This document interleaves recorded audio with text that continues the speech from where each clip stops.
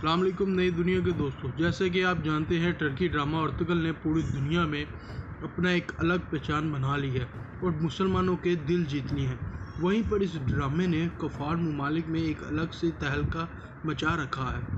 کفار کے دلوں پر یہ ڈرامہ ایک خنجر کی طرح پیوست ہو گیا ہے اور وہ یہ کہنے پر مجبور ہو گئے ہیں کہ یہ ایک سافٹ آئٹم بم ہے۔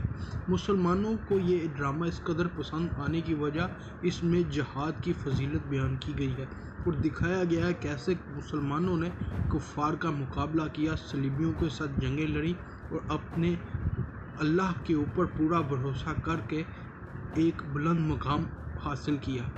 یہ ڈرامے نے مسلمانوں میں ایک نیا ولولہ اور ایک نیا جوش و خروش بھر دیا۔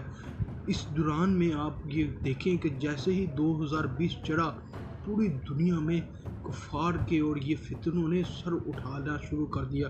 نہ جانے آگے کتنے فتنے ہمارے سروں پر کھڑے ہیں۔ اس دوران میں یہ ڈرامے نے مسلمانوں میں ایک نئی امنگ اور انہیں ایک نئی تازہ ہوا بھر دی ہے۔ اس ڈرامے کے اس قدر مشہور ہونے کی وجہ کفار میں ایک بے چینی پائی جا رہی ہے۔ دوستو، بات کرنے کا مقصد یہ ہے کہ طیب اردگان نے اس ڈرامے کو مزید پھیلانے کا پیرا اٹھا رکھا ہے اور عمران خان کا بھی اس ڈرامے کی تعریف کرنا کوئی معمولی بات نہیں۔ اس ڈرامے نے بہت سے رازوں کو فاش کیا اور کفار کی مخلوق چہروں کو دکھانے میں بھرپور کردار ادا کیا ہے۔ میری آپ سے درخواست ہے کہ اس چینل کو سبسکرائب کریں تاکہ ہم